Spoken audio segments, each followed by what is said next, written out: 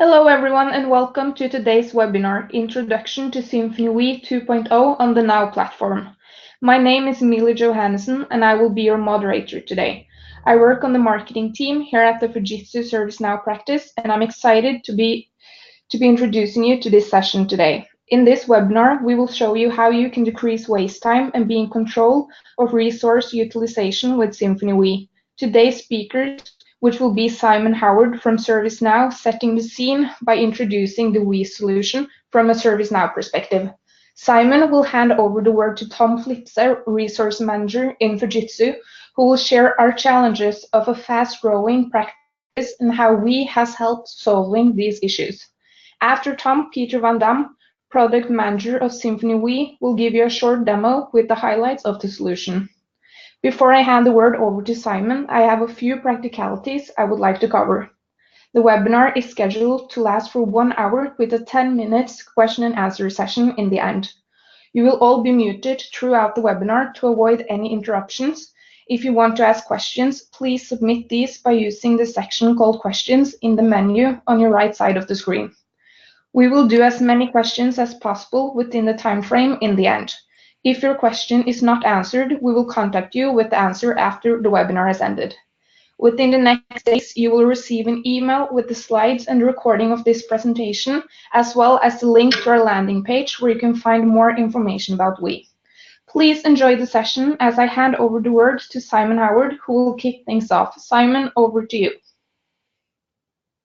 Thank you, Emilia, and good morning, everyone. As Emilia says, my name is Simon Howard, and I am responsible for all of ServiceNow's third-party application, or ISV business, in EMEA and Asia Pac.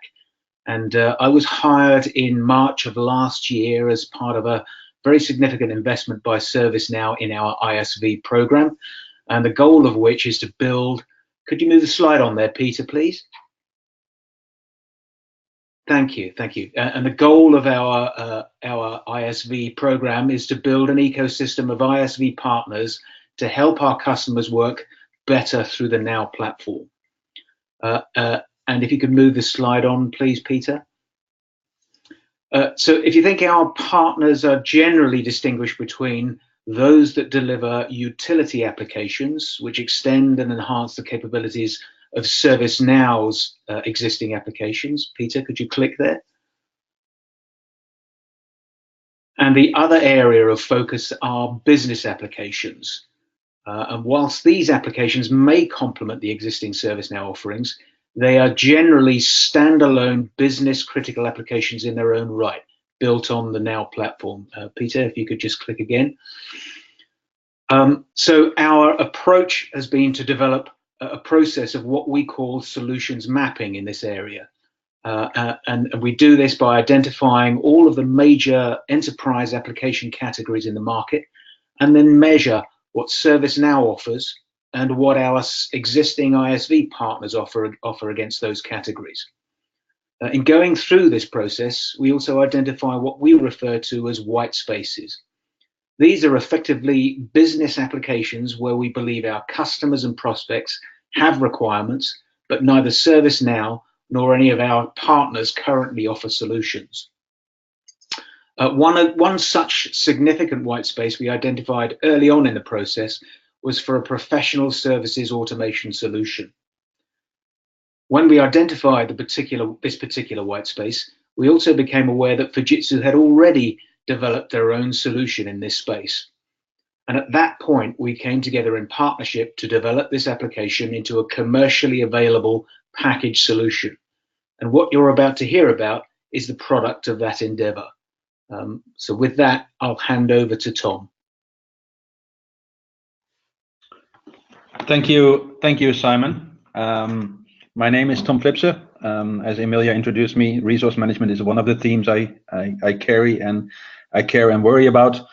So let's get started. Next slide, Peter. So you need to click it, I think, 6 times, or it builds up. Okay, great. So this slide is basically showing what Fujitsu does in the ServiceNow space. I'm not going to talk through all the numbers. but the slide is meant to give you an impression on, the sheer volume of things we do on top of ServiceNow. I can tell you that there's basically two flavors we do. So on the one side, on the top right corner, we do Triolo for ServiceNow, which is our MSP solution.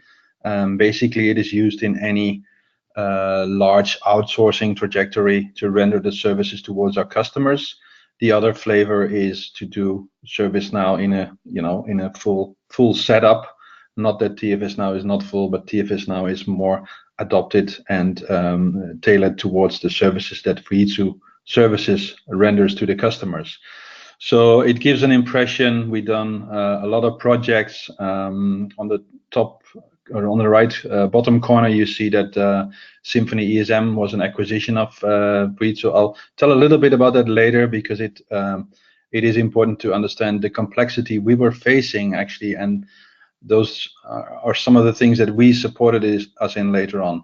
Next slide, Peter. So this is another viewpoint on how many people we have. How many people do we have in America? How many people in Europe and Asia? So we are a gold services partner. We're a gold sales partner. We're authorized training partner. We're authorized support partner. So those are really some of the key achievements, I think, that we made over the years. And it really shows that ServiceNow is one of the key strategies of Fujitsu to drive the digital transformation. Next slide, please. So the key message of Fujitsu is digital co-creation. What does digital co-creation mean? So as we all know that, the world nowadays, it drives on inspiration and innovation, and we have sometimes these really small companies that start up and they kind of disrupt the whole economics of a certain brand. So think of examples like Uber, Netflix. So the Fujitsu Digital Co-Creation Program, it helps you unlock all the technologies that Fujitsu has and that our partners have, like ServiceNow, and it really enables you to bring those together and figure out a way how the digital strategy can support your business. And in order to do that, we've just opened 2 digital transformation centers, one in Munich and one in London. And it is really a very practical, very pragmatical place where you come together with our experts. You bring experts from your side, from your business perspective, if you're in automotive or in dredging or in finance. And we really bring the experts together in a room, supported by lots of digital technologies we have on board, and we really help you drive a digital co-creation supporting your business. Next slide, Peter. So a little bit about our journey. Once more, I'm not going to go into all details, but as you can see, as the timeline builds up, the Fujitsu ServiceNow practice it wasn't founded with just drawing a dot and then drawing an organization around it. No, it was also a mix of mergers, reorganizations, and lots of things that got added later on, companies that were acquired, regions or countries organizing into regions. But one of the key things here is in the middle, and I made it a little bit gray, because we don't actually know which month or which hour the we was conceptually born, but at least there's two really major points. In 2013, we strategically decided to build the digital strategy, or support our business in one platform, and that is on ServiceNow. Meaning before that, we also did HP solutions and BMC, but in 2013 we really made the fundamental decision to do ServiceNow only. And I think it was a little bit before we started doing ServiceNow, of course, way before that. But in 2013 we really, set all that we had on ServiceNow. In 2014 we started using Symfoni WE internally. So we had a platform before. It was also a cloud solution, but it wasn't really able to handle, the highly volatile changes that were happening in our company with, people onboarding, offboarding, whole countries joining. So from 2014 to 2016, we used WE already internally, and we used it quite heavily, and we had everything in WE. So from timesheet, expenses, invoices, controlling, planning, everything. And then in 2016, something great happened, because then Symfoni was bought by Fujitsu, and that really brought a whole different level of, challenges and also good things, of course. But it really made us require that the platform we were using, it needed to adopt to a next level as well. So that's something that Peter was working on with the development team, bringing in all these new requirements that come from Fujitsu accounting and from the, I would say the bookkeepers, but I think the English expression for bookkeeper is not the same. But it's, really everything that belongs to a large company came into play. Then in 2017, last year, we got the app certified and put it in the App Store. And just last week, the application was updated to 2.0, and we started doing also an internal rollout to 2.0. Next slide, please. So some of the main headaches and challenges. I always call them headaches because that's what they sometimes give you. But the positive wording would be challenges. So there is, as in any company, there is a couple of themes that are kind of native to a quickly growing organization. And you've seen in the slides before, in the old days, resource management was easy. It was one person per country that usually was the delivery manager and the resource manager in the same person. And you knew from the top of your head, who was doing what at which customer, when this would be finished. You would do maybe 26 projects in a country, 27 in the same time. So, with a few project managers, you would be able to easily do that from the top of your head. With all the reorganization, with countries rolling up into regions and sourcing cross regions in Scandinavia and in Belgium and Holland, it became increasingly more difficult. And of course, with the takeover from Fujitsu, it now went into an EMEA practice, so that made it a little bit more complicated. The second thing on here is who's capable. Capability management, extremely important, because as I gave the example, in the old days, it was really, you had certified admins and you had people with ITIL certifications, and that was roughly it. But it was also what the ServiceNow platform way back in that time kind of was. It was, it didn't have the full HR capabilities and CSM capabilities as it has now. So since ServiceNow is growing that fast in the platform message that Simon just also mentioned, it also became increasingly more important for us to track who is able to do what and what the capabilities are. So if you think of resourcing and finding available people in Europe, that's one thing. But then finding the right people with the right skills, with the right availability at the right moment, and be willing to work across borders, for instance, that brings in yet another layer of complexity. Right? So, and there is also something going on in terms of accounting. When you start working cross borders, you have all kinds of tax legislations that come into play. And Peter will tell a little bit about that maybe later on when he shows the finance cockpit. But cross-charging resources, it was a minor theme before, and now it's not a major theme, but it is really something important, and it needs to be in place. Keeping it mobile. So like any other company, our people are always on the move. They're working at a customer location, they're in transit to a work location, a meeting, and they want their information, right? So consultants need to submit timesheets, expenses, check the planning. Account managers need to get an overview of what's happening at the customer, what's the status, is there by chance any incidents registered at this moment? So they all have their own personal viewpoint, but one thing is really clear. They need to have the information anytime, anywhere, and it needs to be real time, and it needs to be spot on. It needs to be correct. No time, that's an important point as well.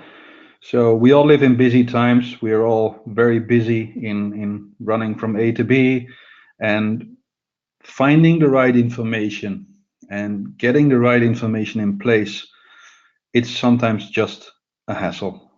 Right? It means that you need to be able to get the information that you need right away and not be searching for it or ask through it or send an email out to provide people with information. It just needs to be there. Last item, but not the least important, of course, predictability. We need to be predictable. Our customers expect their plannings to be in time, in budget, and in scope. And in order to execute that according to those parameters, we also need to be able to do the resourcing and all the invoicing and stuff that comes on top of it as accordingly.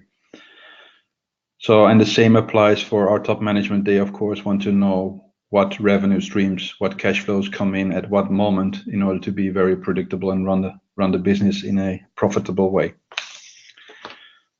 Next slide, Peter, please. So how did Symfoni WE help us improve our life and our business as well?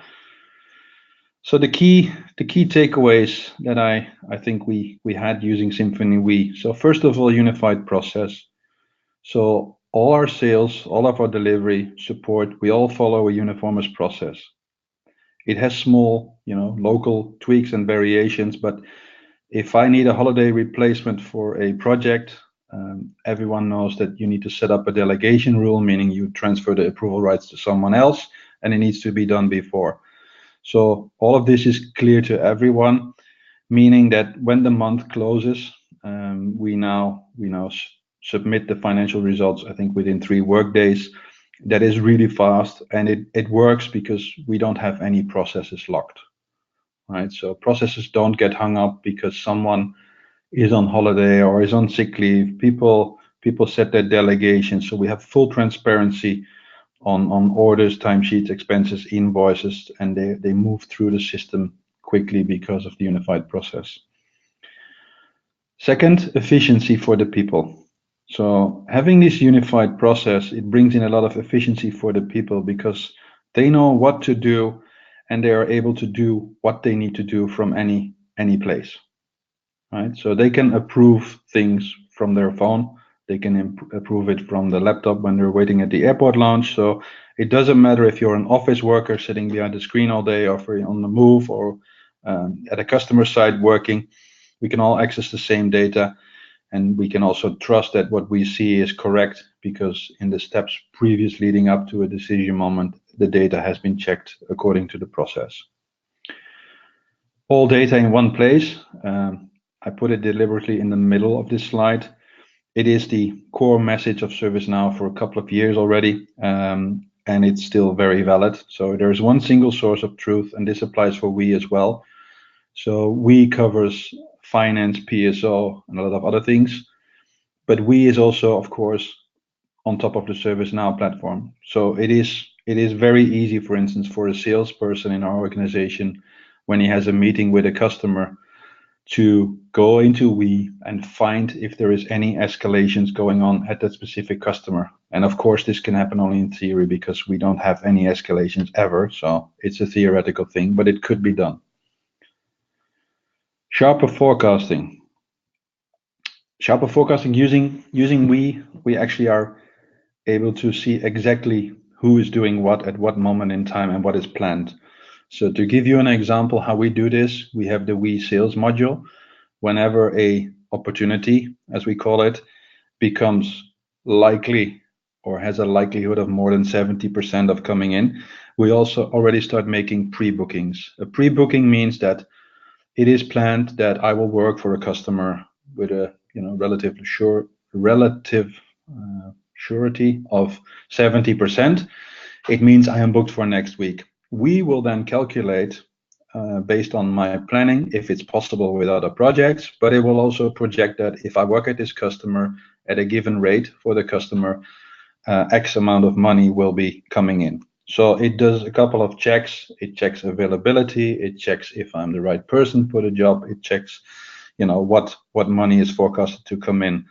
So we are able to see, the people with the right skills. Do we need to bring in people from other places because, my guy in Holland has the time, but he doesn't have the certificates and is not certified to work on CSM, for instance. We can immediately see if a customer case gets delayed whether it's a project that is incoming or a project that's going on, we can see the impact. So we can see, which people will move in time forward because the customer has postponed the project. And we can immediately see that, if they're moving by 3 weeks, is there a gap? Is there something that we can do during those 3 weeks to, make the people work on something else that is valuable for another customer? So all those insights, it really gives us the power to drive our company in a way sharper method. So we can do the sharper forecasting. So on the last point on the slide, and I deliberately put it on the last point, it is transparency. So all the teams above, they're all setting up the scene to be ultra transparent. So we are fully transparent over the whole company. We know exactly what is out in which project, which is coming in, what is planned ahead, and we are thereby really efficient in delivering customer results that we want. Because although a lot may appear to be internally focused on what I said, but in the end, it is about delivering outstanding customer success, right? In scope, in time, in budget, and really bringing the digital or supporting the digital transformation that the customer wants to do. That is where it all starts, and that's also where it ends, with customer success. And with that, I'd like to close and hand over to Peter to show you a short real-time demo on the platform. Peter, the floor is yours. Thank you, Tom. It's good to hear that Symfoni WE makes your life better and at least takes away some of your headaches. I want to go into a live demo now. And I will switch to my development instance here. I'm going to show you a demo with a virtual company called WE Entertainment, who has some actors and singers that they are renting out to customers. This is kind of a professional service organization as well. And I will show this on our development instance. I can spend the next few hours demonstrating all the functionality, but of course we don't have time to do this. As Tom explained, we are supporting end-to-end the whole value chain of professional services. So we are supporting the sales teams, the education teams, but also professional services and finance. So I want to focus a little bit on professional services and finance. So everything about time and money in a professional service organization, basically. So to do that, I'm going to go straight away into the demo with a guy called Bruce Springsteen. And Bruce here is actually the boss of the WE Entertainment department. And I want to start off with some nice colorful graphs here to kick off this demo. Because I'm going to go top down in this demonstration. So I want to show you the perspective from management. So how is a manager looking into Symfoni WE to actually understand what is going on in his organization and how can we steer and optimize this? And then later on, I will go into a little bit of details how, for example, a resource manager or a delivery manager gets on top of things and focus on the things that matter. But first of all, so this guy, Bruce Springsteen, of course, he's the boss and he needs to know everything. As you can see on top here, we have this organization, which part of his organization is actually the PSO organization, which contains actors and singers. And the first thing Bruce wants to do every day is look into his overview here and see which department managers he needs to have an urgent meeting with and tell them to work harder, basically. So what we're looking at here is on a department level, we're looking at the performance of entire departments. So for example, actors or Actors Scandinavia, those are the departments here. And we're looking at the current month because that's our immediate focus here. We can look at the actual schedule hours. So the ones on the right here, like Actors US, they have the most capacity or the most people or the most available hours that they can spend with customers. And on the left side, we can see that this is all about billable utilization. So the higher percentage of billable utilization, the more billable hours we will do. And that's already a very important KPI in any professional service organization, of course. So the big bubbles are always good. If they are on the right, they have a chance to become bigger. If they're on the left, we cannot do as much hours, but still we should have high billable utilization or a high enough billable utilization. So in any healthy professional service organization, your billable utilization, so the percentage that your resource pool should be billable externally at customers, should be between 70 and 80% to get a healthy organization. Depends a little bit on the amount of overhead that you have, of course. If you need to have 90% of billable utilization, then you probably have too much overhead. If your billable utilization is too low, you will probably lose some money. So this is one of the main KPIs here. If I look at, for example, this department here, their utilization is pretty low, but their capacity is not that high as well. So what I can already immediately see here is, well, we're about to lose 800 something hours that we potentially lose if we don't take action now. But if I look at this one, who is actually more on the right in a bigger bubble, here we can actually lose more hours. We can lose about 1,100 hours in this department. So this is probably the department manager I'm going to talk to and see how we can improve utilization. So this is already one indicator. We can go and look into capacity and understand, where do we have room for improvement? Where do we need more people maybe?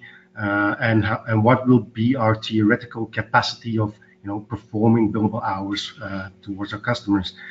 And of course, we look at working schedules and availability of people, so holidays, working schedules, all of that will determine our capacity on a monthly basis, and this will fluctuate, of course. In December, our capacity is a bit lower than in January, which is normal.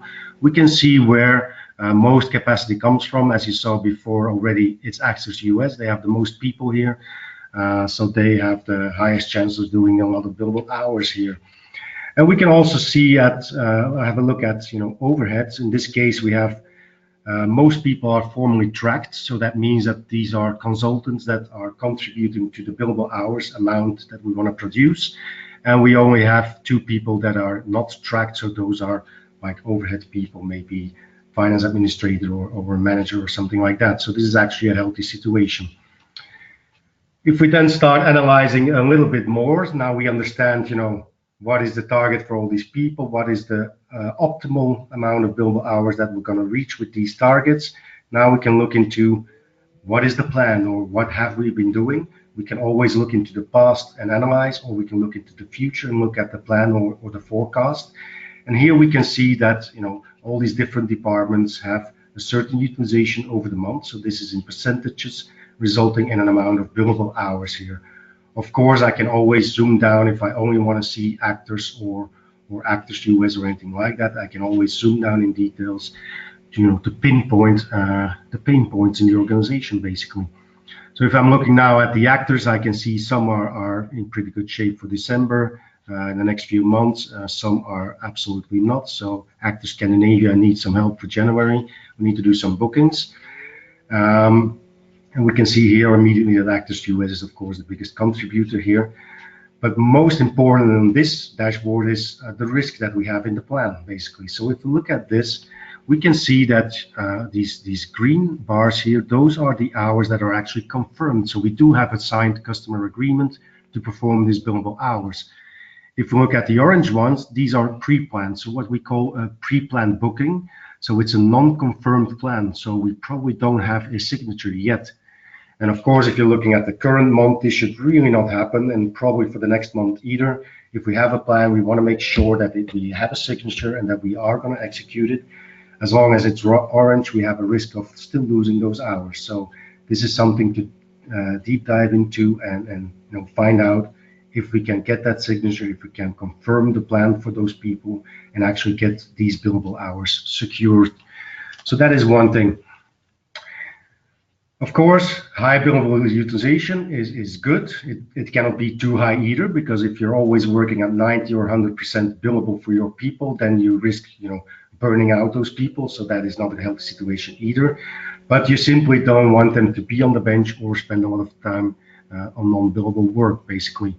And this is when we look at availability. So when we're looking at availability, it's not the inversion of utilization, because people can also work on non-billable hours or non-billable project, maybe internally, maybe even external non-billable work. But if they are available, we need to plan them. So this is what we are looking at a lot. If we have a lot of available hours every week, we need to find work for those people. We need to find preferably external billable work. If not, at least let them do something useful internally. And so we need to plan these. So looking at this, sorry for the interruption here. If I'm going to look, so now I understand where we need to take some action. So now I understand which people are utilized, which are not utilized or on the bench. So I know where to take action. But of course, we can analyze a little bit more and start improving a little bit here. So we can look at the actual time usage of our people. So again, we can look in the past, see what we have been doing and where we should improve, or look at the future where we should not be improving. I'm sorry. So I'm looking now at 6 months back and 6 months further. We can see that we have a lot of billable direct work going on here, so that's good. So we get paid for that work. We see we have an amount of holiday, which we probably cannot do anything about. We have some indirect billable work. That means that we are doing probably fixed price projects. So we get paid by the customer and we do an amount of work, which we call indirect billable. We do some internal work here as well. We have some training, so this is non-billable work, but it's good. It's an investment in our people, so we need to have an amount of education or training time as well as an investment. And then we're doing non-billable work, which is what we try to reduce, of course. So this is what we call waste time, or usually waste time. Another part of waste time is, of course, travel, exceptional leave or sick leave. We need to try to reduce sick leave as much as we can. We need to understand our normal leave, so the planned holidays, personal time off, company holidays, make sure that this gets spread over time as equal as possible, so we don't get big surprises in December month or in July or August, for example. So these are things we can optimize. And then we can start looking at risks, for example. We can break down all the hours that we spend with the entire organization and analyze, where and how do we spend those hours. So for example, we're looking at solutions here. So I can see here immediately that a big portion of all the hours that we do is on a solution that we sell to our customers called Rent and Actor. And we do most of those hours actually on a consultancy base, right? Some of this is time, material, body shopping, most of it is consultancy. Those two actually take up like 80–90% of all of our business.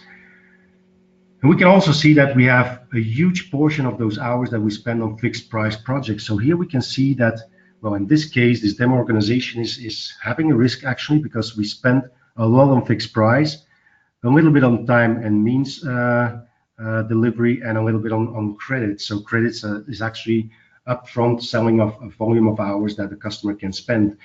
And of course, credit-based projects are the best for us, because those are good for cash flow. They are paid upfront. The hours are secured for us and for the customer. This is a very low risk model of delivering hours to customers. Time material is low risk as well, so that's good as well. Fixed price is always a risk. Of course, if you manage this in a good way, you will do exactly as you agreed with your customer, and you will get paid for the hours that you do. But of course, you all know a fixed price project can have a risk, and if it gets delayed or you need to spend the double amount of hours or whatever, you won't get more money. So this is always risk. So in this here, we can analyze the risks that we take. For example, also that we do a lot of hours with one customer, Paramount Pictures here. If that customer decides not to work with us anymore, then we have a huge problem. So this is all about understanding what we are doing, analyzing this, and start steering for the future. Because as I said, I'm looking here in the past. If I want to look in the future for the next 10 months or whatever I want to analyze, I get a different picture and I can start taking action on this. So now I think you understand we have full control over what is happening in the organization, what has happened, what will happen, and where do we need to take action. So now someone will have to take action, and in many cases that will be, for example, the resource manager. So I'm going to close this one again and this one. So now I'm going to go in as Brad Pitt, and Brad is the resource manager. He's a resource manager in the Actors US department, and Brad's mission is actually to optimize resource utilization. So he has to make sure that nobody is sitting around waiting on the bench. He has to make sure that all our projects are staffed in a way that we need to staff them for successful delivery. He has to make sure that no resources are booked for 200% so they get a burnout, and all those kind of things are Brad's responsibility. So quite a high responsibility. And the first thing that Brad will do is look at availability. So which of my people are actually on the bench and not very well deployed. So he can look at the total numbers for his department. If you have multiple departments, you will see all of them here, of course. So Bruce will see everything. Brad will only see Actors US. And he can see, well, for the next few weeks, we do have some problem, a lot of available hours too, basically meaning bench hours. So we can look into some of the details here. We can immediately see which resources here are on the bench, which are deployed, which are, well, not entirely deployed, and so forth. And we can go into even more details and try to understand what's going on here. So Brad here is actually looking at 16 resources, and he's interested into the ones that are in a warning stage, meaning for the period that we're looking at, next 6 weeks here. Well, they are in the orange area here, meaning they are lacking some billable utilization, they have some availability. So we need to look into, for example, Michelle Pfeiffer here. Why is billable utilization here on 0 in the next 2 weeks, right?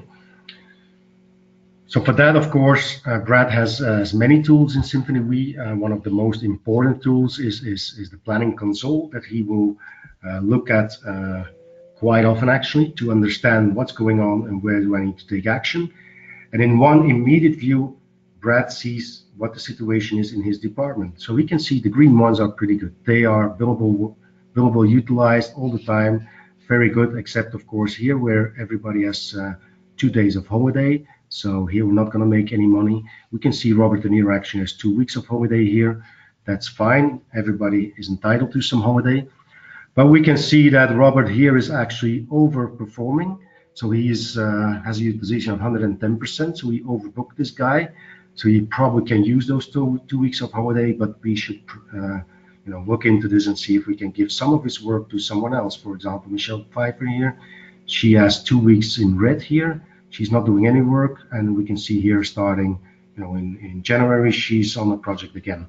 So here we need to take some action, and we can see that, for example, Brad here is working on non-billable hours. He's in orange. We can't do much about it, but it's not great. We want to avoid that. If I look into some details of Robert here, so why is he overbooked? He's doing 110% billable utilization. It's actually 37% over his target, which was 80% that he should be doing. And total utilization is 110%, so he's doing 10% more hours than his working schedule is telling us that he should be doing. So that is not a very good situation, so we try to fix this. And we can see that he's actually booked on 2 projects here, Predator Movie and Blockbuster. So probably want to reduce one of these bookings and see if we can get somebody else into Blockbuster or Predator Movie to take away some of the workload of Robert here.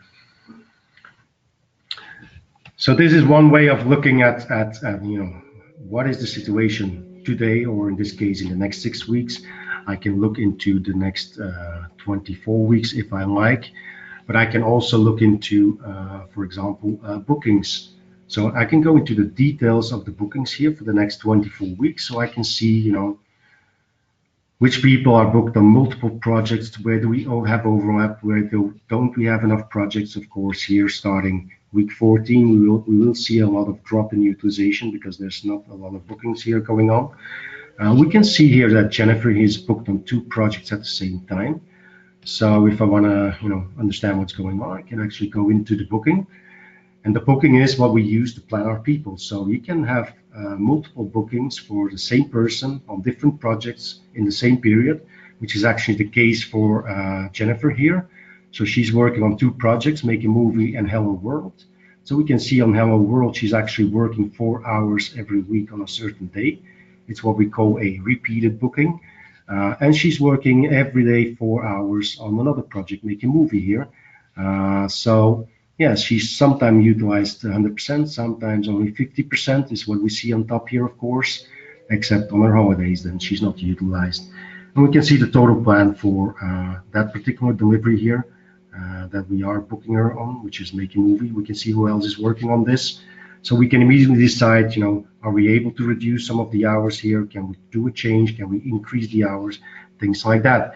And of course, there's many ways of planning people. We can plan them based on percentages, volume of hours, repeat them over time, do very specific schedule bookings, or even just book someone on available time and have the system decide when they are going to work. And these bookings will impact each other, and they will be impacted by non-available time like leave time. So we totally understand the plan here. We can take action based on all the information that is real-time available in the system. And then if that is not enough, we can actually drill down into the actual time usage for people. Let's take it back maybe to 12 weeks here.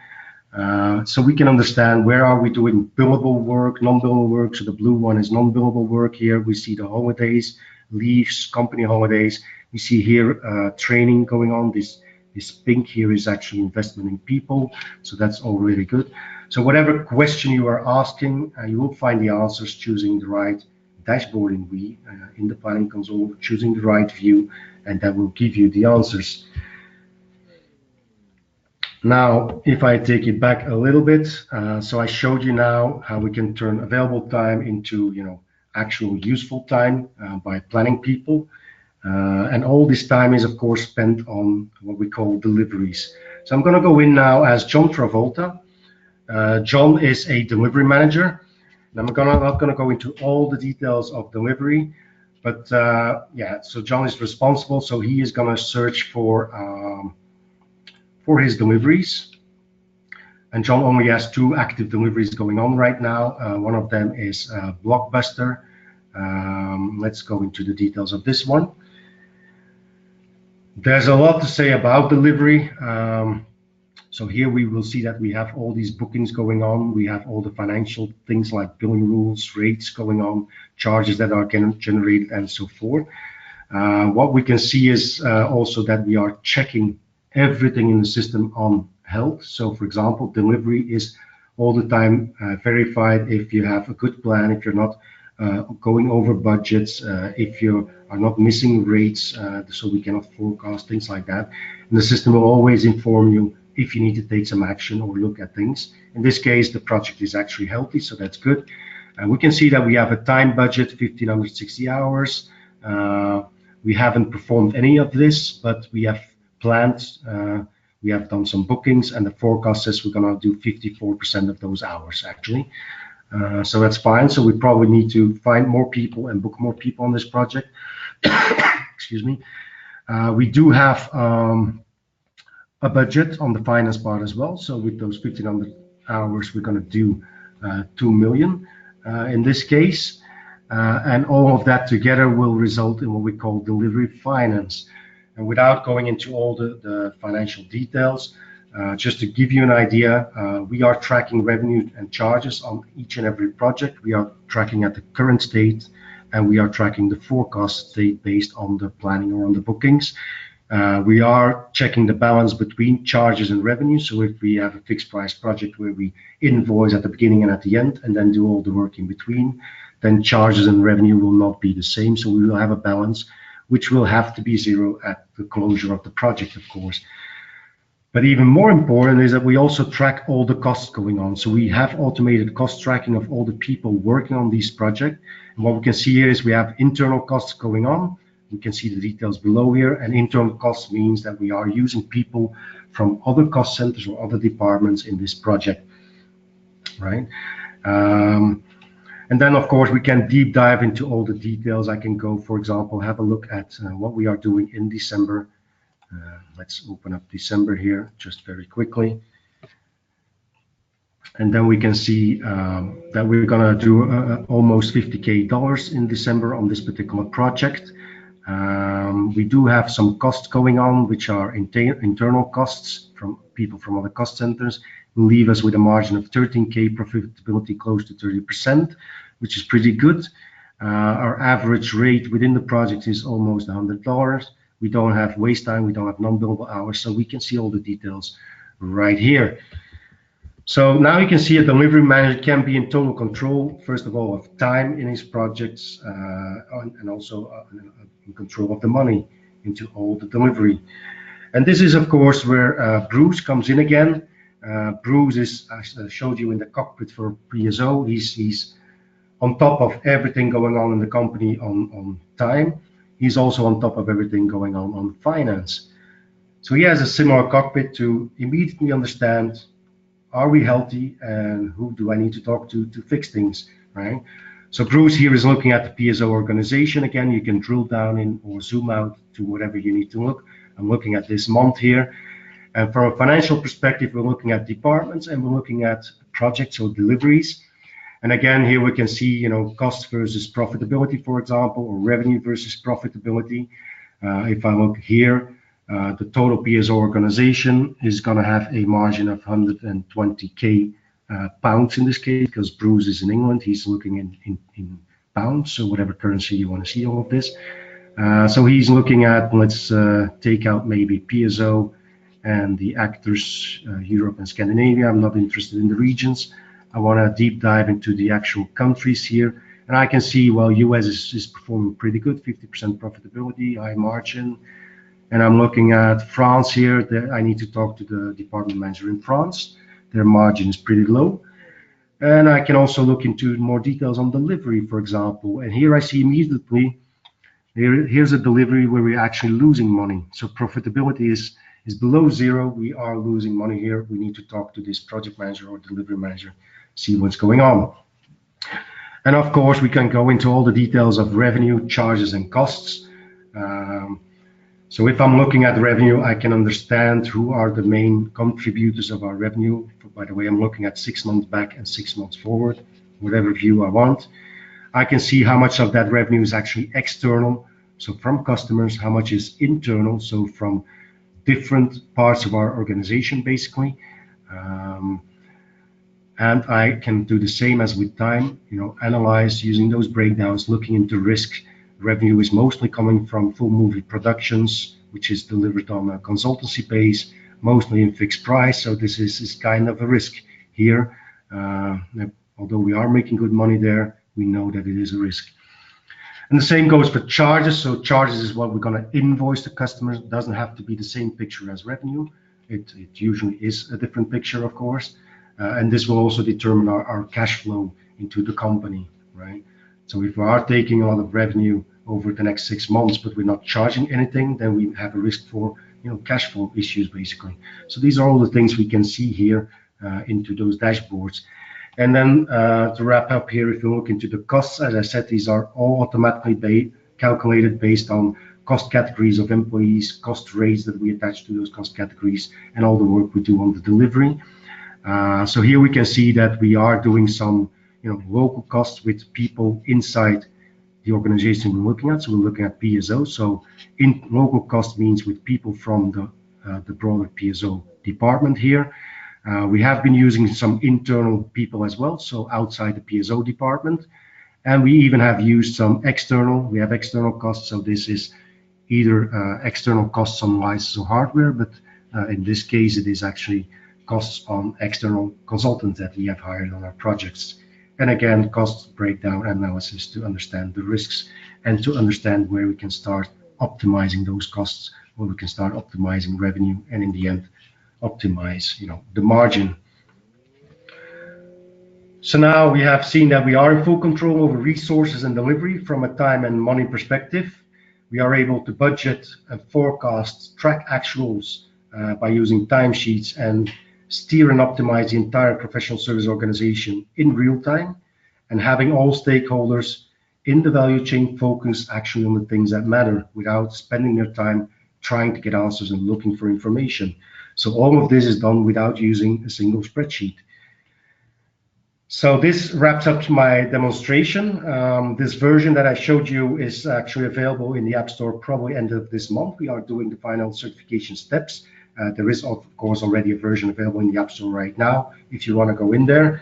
In the next version that will become available in December, we will also launch demo instance that you can just click on the button, get your own demo instance, and play around with all of this, as I showed you right now with this data.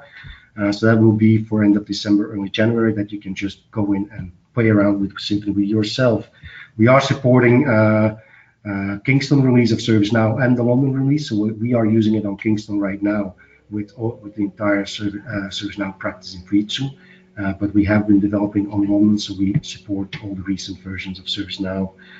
And in the next quarter, we will actually launch in the store also 2.0 version of the education part and the sales part of Symfoni WE. That concludes my presentation, my demonstration. So I want to take it back now to the presentation for questions and answers. Thank you, Peter. We have received a couple of questions. The first one being, our sales guys are sometimes making very complex deals with our customers. For example, fixed price projects with part-time material and parts volume-based development. Can we handle that complexity? Yes, excellent question. And I recognize the situation. It's the same, of course, with Fujitsu. We try to, make the best agreement with our customers and meet our customer in all their demands. So yes, you do have these extreme complex financial setups in projects where you do a part fixed price, where you do a part with upfront amount of development hours, these kind of things. So maybe some guys are going to work time material on the project to lower the costs a little bit, these kind of things. So all of that can indeed be handled by Symfoni WE. Because we are setting up these billing rules, which are kind of the contractual agreements with your customers. And in the billing rules, we can handle as many as you want on the same project. The Symfoni WE financial engine is very smart about that, understanding what kind of hours we should charge based on time material rules, based on different rates for profiles or specific tasks or anything like that. You can combine that with fixed price charging. So where you're going to, for example, for managed service or support services, charge the customer every month a certain amount of money, which is part of your managed services. And then you can indicate that which tasks actually belong to that fixed price work. So those won't be charged by a time material billing rule. So any of those combination of time material, credits, fixed price, multiple billing rules, all of that is possible, and the system can handle that. I hope that answers the question. Thank you. Next question is, our resource planning changes all the time while projects are ongoing. Will we not end up in a lot of administration, approval processes, and delays? Yeah, so that is quite often the case actually with many other tools out there, or if you are using many systems, you end up in a lot of delays because you have to change something and it's in a different system and you need to get again approvals, things like that. So this is one of the big benefits of Symfoni WE actually, that it is very flexible and fast and transparent. So for example, if you have a plan, you have a contract, you have planned 5 people on a project, it gets confirmed. So those bookings are confirmed and approved. So basically you lock down the plan. But then 2 weeks later, the plan needs to be changed, and it happens all the time in every organization. We need to move around resources a little bit. So there are plenty of ways to not go through the entire approval process again, but actually make changes to a certain extent, with informing all the stakeholders that these changes are happening without going through all the approval processes again. And of course, all of this is configurable. If you need things to be approved, any customer can configure this to be approved, but the system is extremely flexible about that, and Symfoni WE is built to not delay you in any process. It actually helps you to go fast through all the processes, as Tom also explained, with approval delegations and so forth, with the ability to actually make changes to a plan, because a plan is always dynamic, without going through a lot of administration and approvals again. So yes, it will actually make your life much better. Okay, thank you. Then the last question for today. In our complex organization, we have people from one department with responsibilities in another department. How are we able to get the right dashboards to the right people in a secure way? Yeah, again, that is very recognizable. I am sure that Tom will recognize this question as well. Every organization changes. There's a lot of different structures within an organization. You have legal structures, you have virtual structures in the way that we actually work together. And then you have people in one country, but they actually also are responsible for another country for a certain amount of time or maybe permanent.